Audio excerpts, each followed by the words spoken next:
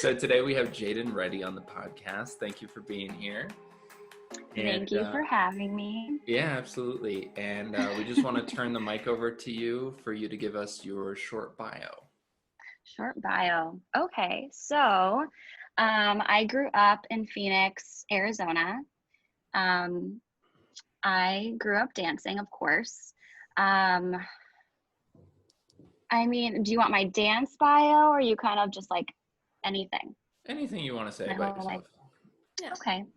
So started dancing. My first ballet class, I think, was I was 4 years old.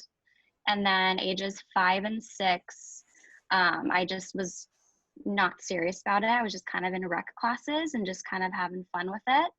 And also doing gymnastics. So my dad was a gym coach. So that was kind of like engraved in his kids, like to do gymnastics. So cool. Which was cool. And he's pretty good. Like super inspiring. So me and my sister were both put in gymnastics, and over the time I started to just goof off and only wanted to be on floor. Like I didn't want to get good at bars. I didn't want to get good at beam. I had no desire but to just kind of like move around on the floor. So then at that point, my parents were like, okay, she wants to keep dancing. And I made the decision. I was like, yeah, I think I want to make this something that I just want to do after school every day. So switched to like a classical ballet studio. And then at the age of like 9 years old, I actually wrote in my journal, I'm going to be a professional ballerina one day. I'm going to move to New York. And it's written out, like my dad sent it to me a few years ago, and I was just it's just so sweet, because I feel like I've just known my whole life that I needed to do this. Mm-hmm. And I don't know why. I mean, now I'm starting to know why, but at that point it was just like, I just knew it, and that was kind of it. Yeah. It's like, I'm going to dance, I'm going to do this. I love it. I was such a perfectionist growing up that I strived for that. Like it, and I was also super sensitive. So both of those things together I was definitely a hot mess. So it's been a ride, but yeah, so that's kind of upbringing of Phoenix. And then I went to school in Tucson. So I went to University of Arizona and danced there. And that, getting into that school for me was like everything. I was so excited. I was like, this is it. Like, I didn't know if I didn't get into that school what path I would have decided. So for me, that was huge. Went there, I graduated in 3 years. I decided to do that because for many reasons. I felt as if I got what I needed out of those 3 years.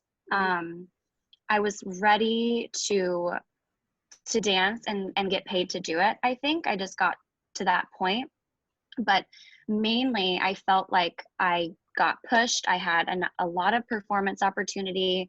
I worked with so many awesome choreographers there that, I mean, it was hard. It was like a slap in the face at times. It was like my sensitive self just like no longer existed. It was like, this is not me. I can't be sensitive, like, especially with corrections. Like at first it would eat at me and I would get so into myself, like I'm not good enough. I'll never be able to get to that point, you know?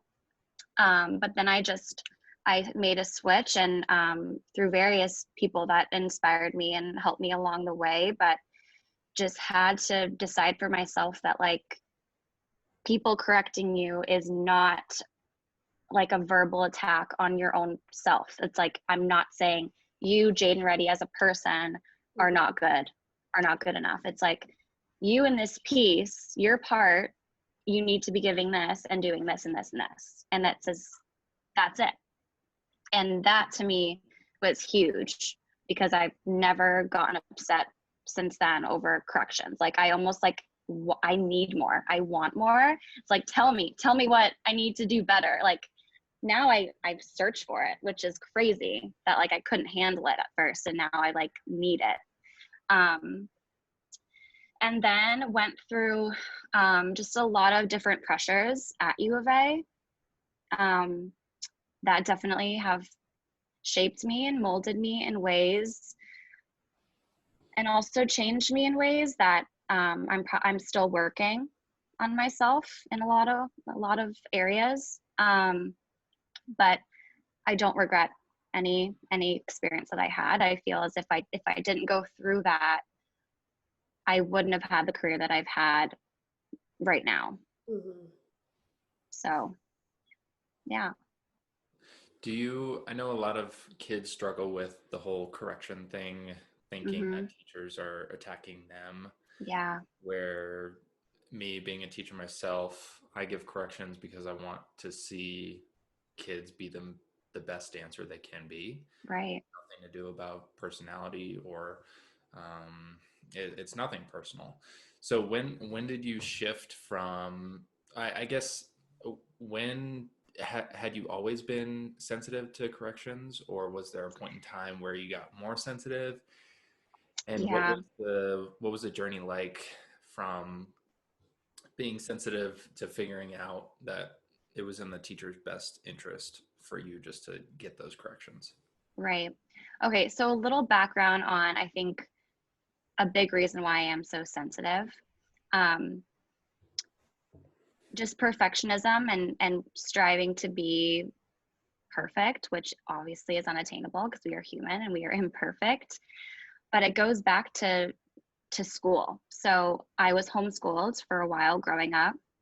Wow. Because my sister was doing a lot of gymnastics, and it was just kind of in our best interest at the time to be home and doing schooling. And my mom was going through some stuff too, so she wanted us to be home with her.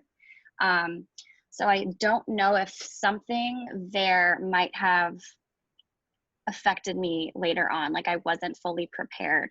So like when I would go, would hop into school and I got like a C on a test. I've had to leave the room because I was crying so hard because I was so upset I didn't get an A+. I always got A's being homeschooled. I mean, granted, probably was doing open book. I don't know specifics, but like that was the hardest thing for me. So I think it started then, and then it trickled, excuse me, it trickled into dance, I think, because just this I just wanted to be perfect, which is just crazy. The main shift that happened was my freshman year of college, and it was the first piece that I did there. It was a point piece, and my senior year of training, I had fun my senior year of high school. So I didn't always attend all the ballet classes I should have. It was kind of like I was on pom, I was captain at that point. Like I had a lot of things that I wanted to have fun. And some days I was like, I really just don't want to go and put my point shoes on. So getting in, and I was like, and I made it into U of A. I was like, I got it in the bag. It's gonna be fine. Like I was a little too confident. Then when I got there and these corrections were like fired at me, I couldn't handle it. It was completely different than anything I've experienced. It was like jumping from, I guess I could compare it from like being homeschooled to going into real school. Like it was going from studio to like pre-professional worlds. Like they're prepping you so that you can be in this world. Yeah. Mm-hmm. And I just remember I couldn't hold it in. I was crying in the corner, and my professor at the time, he called me out in front of everybody in the room. And like I think I was the only, maybe one of the two freshmen that were in this piece. So I just felt like humiliated and weak, and just was really questioning myself. And then when he called me out, I was just like, oh my gosh, what is happening? it woke me up. It took some time, Mm-hmm. but it woke me up because it was like, it's not personal. And if you want to make this your career, like you can't allow a correction to just make you like break down or just like lose focus or be standoff. So it's, you can't do that. You're gonna get fired. They're gonna like, then leave, because you don't, That's all what I'm telling you is go right. You're going left. Just go right. That's as simple as that. Just It's go right. just go right. So it's just a matter of not taking things personal. And I think that was a major shift, was honestly his words. And then I think too, just being in a room with other dancers that wanted the same things. Yeah. Like they all wanted to take this route. So it's like we all knew like what it needed to take. We just by being in the room together and like learning from each other and having these people from the outside come in and choreograph on us or set a piece on us, that, you know, it just, I think over time, I just realized, yeah, that can't happen anymore. Yeah. And it took a lot out of me. It's like so much energy, like wasted over tears of like, that never was a personal attack on myself. I made it personal, and that was on me 100%. So yeah, I'm glad that's out and done with, because life is much easier now. You live, you learn. You don't take things so to heart. So you're almost done with school. You're thinking about going into the professional world. How do you get into the professional world? So honestly, me and my mom, bless her heart, I don't know what I would do without her. She helped me so much throughout this, but we sent emails to like everywhere. We contacted every company, every single one. I'm not even kidding. And then I got a few offers. A lot of them, of course, were like apprenticeships or just, you know, working for free. And then when I went to Minneapolis and met James Sewell, I liked him as a director. I just thought he was so personable and kind and honest, and I didn't expect to meet a director like him. Yeah. So that then and there, I remember calling my mom and I was like, I really like it. I really like this. I don't know like what's going to come of it, but I'm glad I came. I'm glad I flew here, and let's see what happens. So yeah, I remember actually I was in Ballet 400, 9 a.m. on a Monday, and I had my phone right by me at the bar, and I told my professor at the time, I was like, so I may be getting a call soon, and I'm going to put my phone here, just so you know, just in case. I remember it was during Grand Batmas, my phone rings, and it's like, I think the area code was 612, so I was like, I think it's James. And I answered it, and he offered me an apprenticeship, but it was paid. So I was like, yeah, I'm going to take that then. Like, I've been getting so many offers of no pay at all. And I knew that I don't know if I had proper guidance to know if that was like okay or not. But I think like I just had to trust my intuition of knowing like I just needed to go for it. And I also needed to get out of Arizona. I was ready to get out for various reasons. And I was like, this is far away and I'm going to get paid. And he seems cool. And like, let's see what happens. And, you know, I'm still in Minneapolis now. So For some reason. For some reason. Yeah. For those who don't know, we all danced for James Sewell Ballet together, and James Sewell is a great guy. Amazing. He's a great director. Yes. So yeah. So let's talk more about your professional career. So you danced for James Sewell. I know during that track, you got involved with Barre. So talk a little bit about. Yes.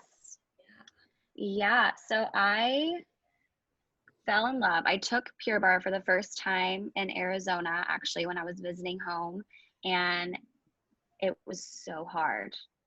it was like, I've never had my legs shake like that. I was like, oh my gosh. And I thought, I like went in, I was like, I'm a ballet dancer, you know, like this is going to be a piece of cake, and jello legs, just jello legs. And it took a while. I went back to Minneapolis, found a studio there, started taking there. And then I was kind of just wanting a different outlet. I love fitness. I love nutrition. And for me, it kind of gave me that in between of like a bar, like a ballet bar, but a little more intense. So I got that workout, but still felt like a cool dancer, you know, like, I don't know. It was, I just fell in love. So I got certified in that, started teaching there, and then got certified. They opened up like a new pure reform section. So it's like kind of reformer aspects, like resistance training with the bar, which is really cool too. So I'm certified in both of those. And actually in the process, I'm actually going through my Pilates certification through balancedbody. So I've taken like anatomy, I've taken movement principles, and then reformer 1. So it's going to be a long process for that too. But I found this studio in Uptown, and it's also amazing. Like, when you walk into a Pilates studio and you only see like 4 or 5 reformers, like that's when you know it's good, because they know what they're talking about. Every body part, like they're just so knowledgeable. Transformed me through my next path, especially after, as you know, breaking my 5th metatarsal. So that has helped quite a lot. Can you believe that we both broke our 5th metatarsal in like a matter of, oh man. Yeah, like, so we were in a jazz class in the morning with a guest teacher, and Jadyn was it embouteils? You were doing embouteils. I remember it was a boom, boom, boom, and hop, and boom, boom, boom, and crack. And crack. But I didn't know it. I didn't really know it. Yeah, no, you were. Yeah. You're hoping for the best. Yeah. Yeah, I was hoping for the best. I was like, I remember calling my boyfriend Jimmy, and I was like, I'm still signed up for Pure Barre tonight. I think like I can modify. Like, I think it'll be fine. Oh my god. Yeah, no. It wasn't fine. Mayo Clinic, wasn't. And how would broke and yeah. Whew. So talk a little bit about that injury. What's it like? I know what it's like, but what's it like being a dancer and being expected to do rehearsals the next day, and you can't do it? Yeah, it was not fun. It was very, very difficult, especially just like as simple as going up the stairs. Like, I've had moments, as dramatic as it sounds, just like falling and then just sitting there and just like starting to cry, because I was just like a movie. What is happening? Yeah, literally like a movie. I would hop on the other foot. I mean, you saw me. My other leg, I could just like lift up and out. And I just remember that Austin was like, you shouldn't do that, because your other leg's gonna get way stronger than the leg that's broken. I'm like, you're right, I shouldn't do that. So a lot of rehab, a lot of PT, a lot of learning about just everything. I feel like I knew I took anatomy in college, you know, but I since that moment, it's shifted how I need to be towards my body, what I need to be fueling it with, cross training, what's too much, what's not enough. Like, I was going overboard when I broke my foot. I was taking immense amount of Pure Barre classes that I didn't probably need to take, that probably just made me more tired. And that's a different story, because I've been crazy workout fiend in my lifetime. So I've had to really take a step back and be like, okay, what's going to help me and what's going to hurt me? And I also learned this the hard way on tour in Germany.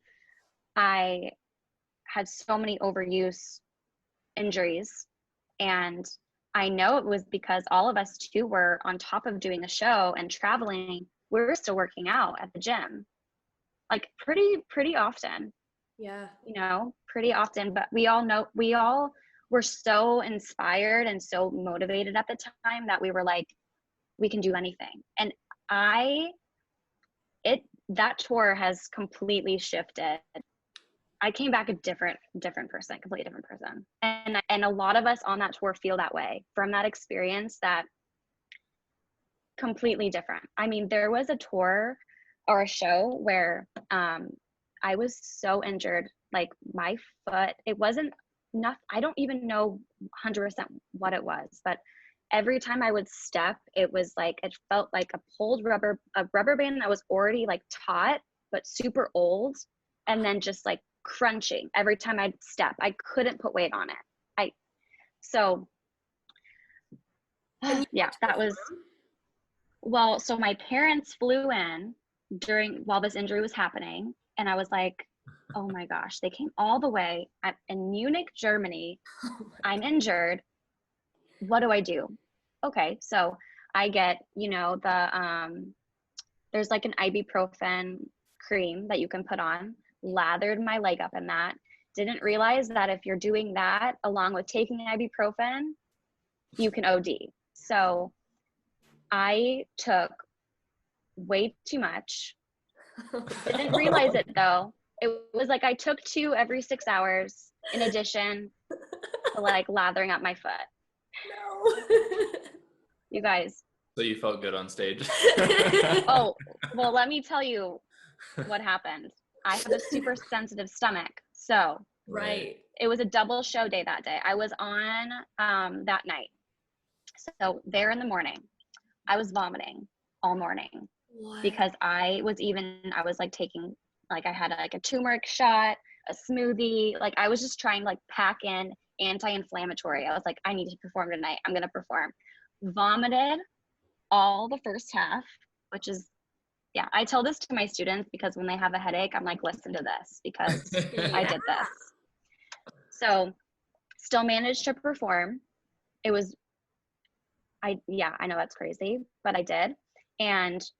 But I learned how can I make it smart for how I'm feeling right now? What can I modify? What can I make, you know, slightly different? Maybe I just don't jump. Maybe I just do a turn in and like do a pose. I mean, granted, it's a show where you have that freedom to do, which is such a blessing. Yeah. So that taught me a lot in itself. And I got through it, which felt amazing to be able to get through that. Should I maybe have not? Probably. Thank goodness I didn't get any more injured than I did in that moment. But it has taught me that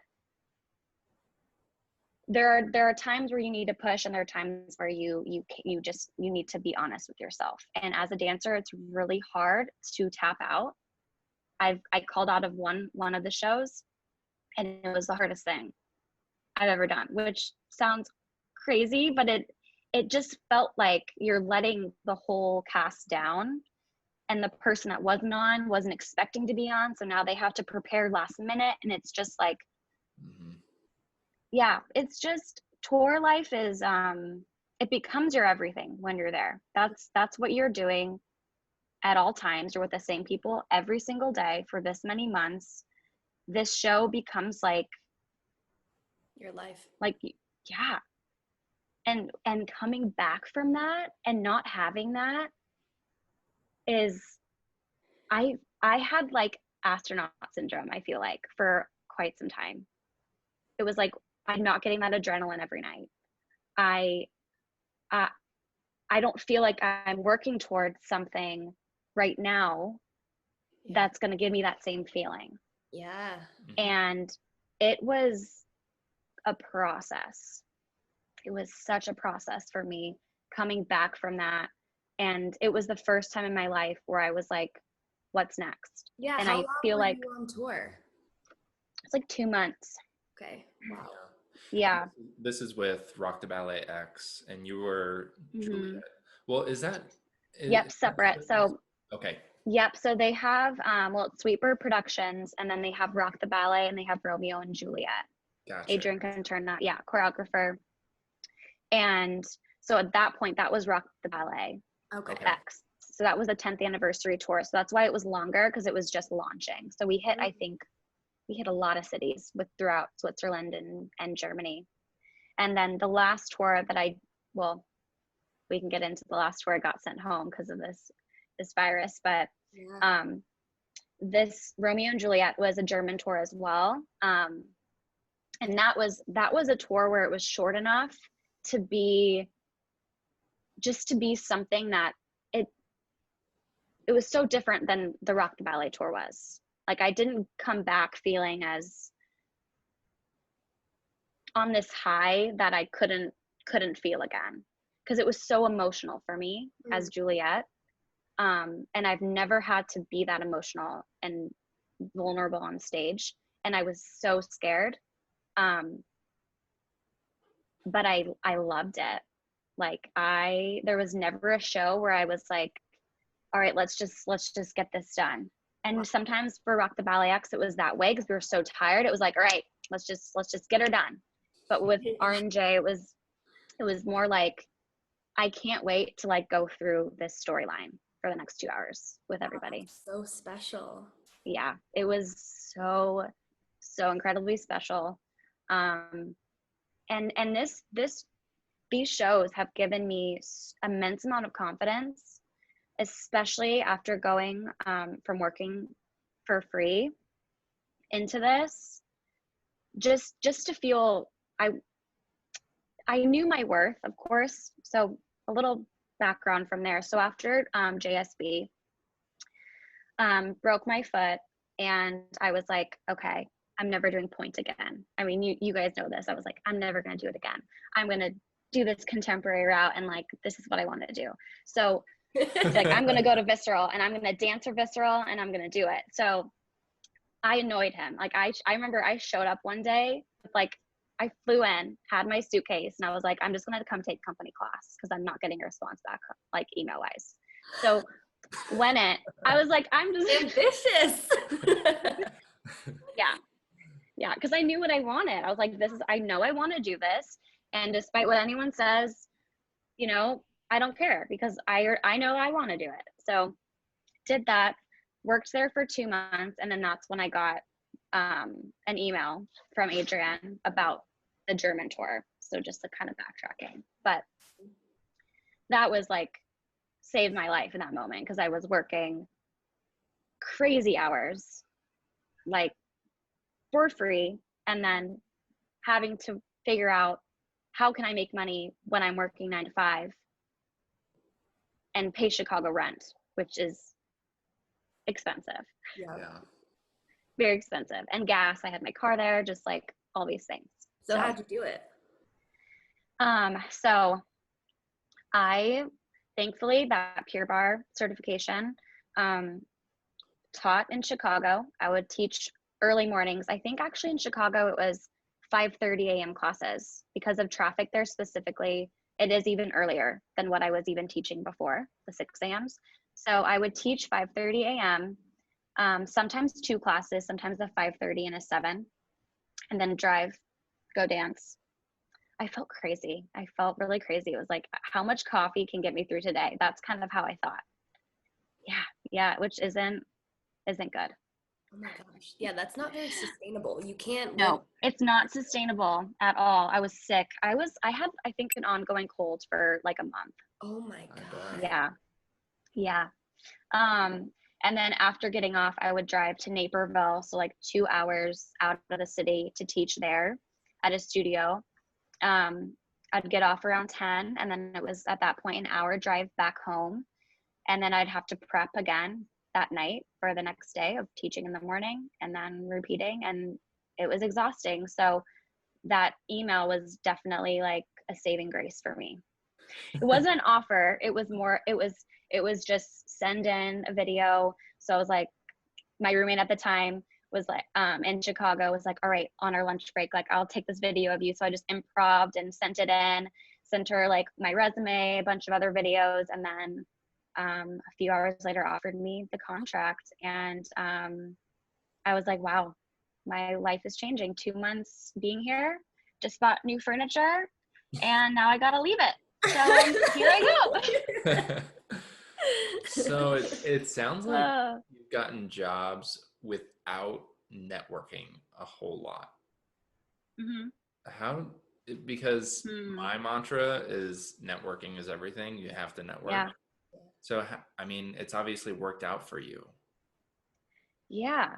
Well, so at Visceral, I've a lot of dancers that I've known have gone through the company. So I knew I mentioned that to the director. So he knows that. And I feel as if, especially with the companies that I was looking at, there was a few dancers that went to U of A. So I think that helped, knowing that, okay, this dancer has gone here, has done this. And then for Rock the Ballet, I have also known a few male dancers that have gone through it too. Okay. So yeah, and through Dance Masters of America, a competition that my studio growing up did, the Canterna sisters were doing DMA as well. So like we kind of knew ish, but I mean, through I don't know. Separation. Yeah, I think Yeah.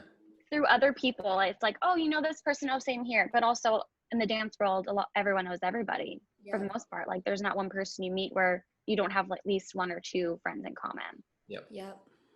But I mean, yeah, the Visceral job, I just went for it.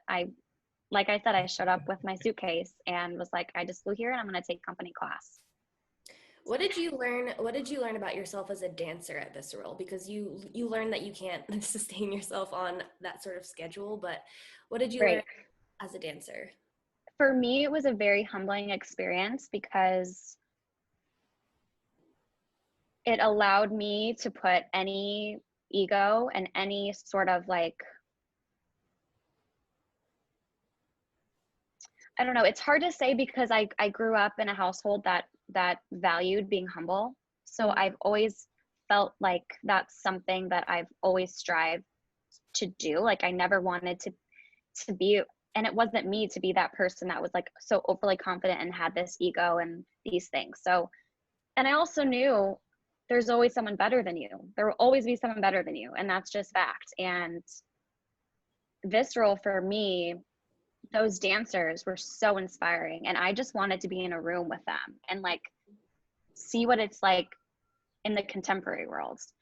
I think I learned mainly just my value. Yeah. And that I deserve to be appreciated.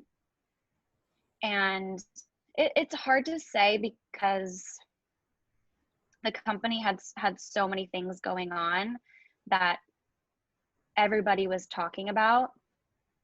So I don't know if I got what I fully wanted from it in those 2 months, but I don't know if I ever would have. Right. Because of where the company was, because of the fact that, I mean, the director couldn't even pay a professional working dancer. You know, I wasn't coming straight from college. I had this experience. I had a resume built up. You know what I mean? And so I think overall it was knowing my value and my worth. And that's the main thing that I took from dancing there for that short time, was like, you need to know that it's not, I think some dancers, it's hard to say because some dancers are so willing to work for free no matter what, and they're okay with allowing these such unfair situations to happen, and they almost become like, it's almost like culty to me. It's like, I will honor my director and like whatever you say, like I will do it for you. And it's like, no, know who you are, know your worth, and don't do that. Yeah. So that's what I took from it. Yeah. When is it okay to work for free? That's a hard question. I think it really just depends on the person. And I think I mean, I was definitely guided to not go and do it from friends. They were like, you should never work for free. You've already been dancing, getting paid, and doing these things. I think it has to do with the person and what they're looking for, and how much do they want to be in this company? What do they want to learn? What do they want to grow from it? I think it's just experience. And asking yourself, like, are you ready for this grind that you're about to endure? Like, are you ready for that? Because if you are, then go for it. But if you're not ready to like work immense amount of jobs and feel exhausted and put your health on the line, then I would say don't do that. Yeah. That's good advice. We would agree. So yeah. Yeah.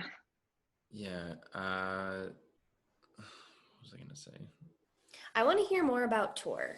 I want to hear what the schedule is like. I want to hear what the rep is like. I want to hear what the different responses from the different countries are. Okay.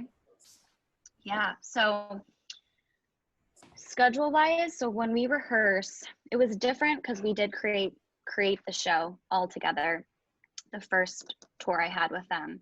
But we rehearsed from like 9 a.m. to like 3 or 4. Mm-hmm. We have a short ballet class, and then we kind of just get right into it. Once everything is made and we know it, we start to do 2 runs a day. So we'll do a run before lunch and a run after lunch. And if you have 2 tracks, then you'd run your first track the first time, second track the second time, or whatever it is. So a lot of us learned multiple parts, just because you never know what's going to happen once we get out there. And then I think, to be honest, the best part of it is getting the chance to travel. If you love traveling, it's something that it's like getting paid and traveling and doing a show that you're like having so much fun doing is, it's really wonderful. It's, I'm so grateful that's where I've been, what I've been doing the past 2 years. Yeah. Yeah, it's a dream. So, I mean, of course there's highs and there's lows of it. So on tour, depends. If we have a double show day, we'll be there all day long. The teching process, especially for a new show like that, is crazy. Like we were there like till midnight, 1 a.m. and like kind of waiting around, like trying to like, what do we do? You know, like we're in Germany though, like it's cool, like kind of it. But the lighting is what makes the show. It is sick. It is like every single wing has like 3 booms. Oh, wow. And then up top, even more booms. It's like, it's a light show. It is like the Germans have fun and they like a good show. And the music is wonderful. So it's current music, and it's music that is geared towards the country. So what the Germans like is going to be different than what the French like. So there was a German version of the same show that we had to change for the French show, just based off of like music taste and that type of thing. Really? And even, mm-hmm. Wow. Yeah, which is interesting. But yeah, there's not really a storyline in Rock the Ballet. It's like you become what you need to be in that song, in that piece, mm-hmm. which is fun. It's like a lot of variety. It's fun. It's exciting. There's lyrical, contemporary aspects. There's jazzy aspects. There's tumbling. There's ballet. There's point shoes. There's, you name it. Wow. That's a lot of different things. Yeah. Cool. Right. And it's mostly men. So it was, it's like the girls in the show are kind of the stars of the show. It's like when they come out, it's like there's one of them or there's 2 of them, or in this case for Rock the BalletX, there was 3, which was the most girls in a show that she's had ever. Normally it's 1 to 2. Oh. So that's pretty cool that she's growing it that way. And it gives, I mean, all of us girls an opportunity to feel, I mean, this show has made me feel incredibly valued. It's like gained, and my confidence level has just skyrocketed, and in a healthy way, not in a way of like, I'm better than you, like never, because of course there's always someone better than you, but in a way of there's more belief within me, and I'm not as nervous to step on stage and do a show. It's more like, this is my job and I love performing, and I can't wait to get on there on that stage. Do you think that your confidence has been growing because of Adrienne's influence? Yes, I don't necessarily think just her in general. I think it's the whole job in general. And of course she's an inspiring person and dancer in herself, but I think confidence it comes from within, and yes, these things can help inspire you, but at the end of the day, it's like how you truly feel on the inside is how you're going to ultimately grow. Yep. With, of course, people influencing you too, but I think it was growth within myself. Because I always got nervous, I feel like, to perform. I always kind of had that like performance anxiety a little bit, you know, especially when you only have 3 or 4 times to do it. Like in a company, you have 2 weekends and then that's it. So it's like, you don't really get much, and you had all this time rehearsing, and that's like, you get that many shows. So I think getting the opportunity to have 7 shows or however many a week it's like, oh, next time will be better. Yeah. Or like, I can always like improve on this next time, or there will always be a next time, which is great until it's your last show. And then it's so emotional, like tears. It's so sad. It's like, this is over. What do you mean? But it is cool because it's an opportunity for growth. And I didn't know if I would like doing the same show over and over, but it's never the same show. Yes, it's the same choreography, but it's a totally different experience. It's a different audience. Most of the time, it's a different venue. So it's constantly changing for me.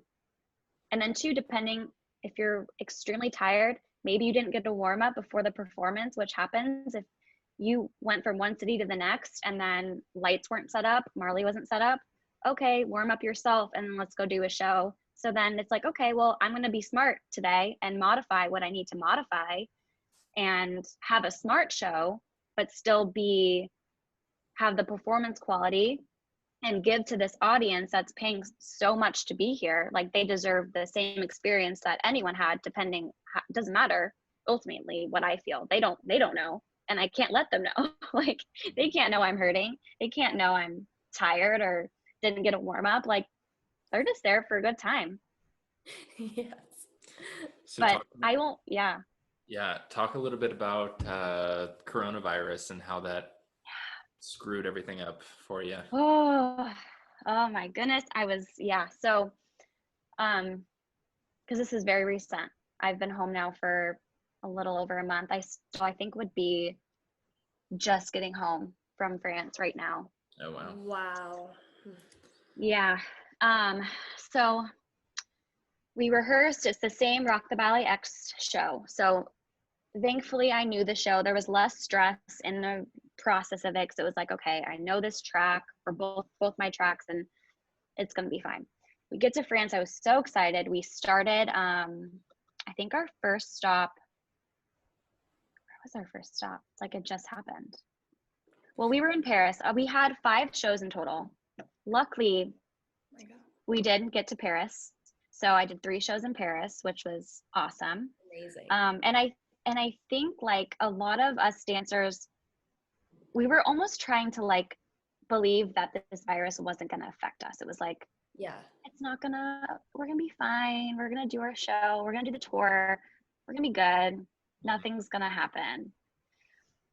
We go from Paris to Grand Centre, which is like 5 hours, like northeast of Paris.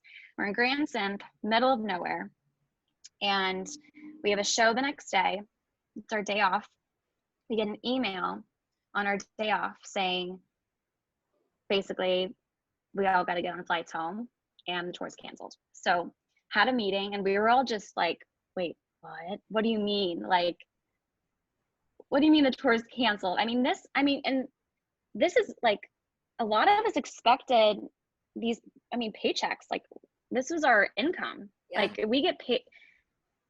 And to just to be like, well, what am I going to do when I get home? Like, I was planning to be here for the next 2 months, and like, what do we do?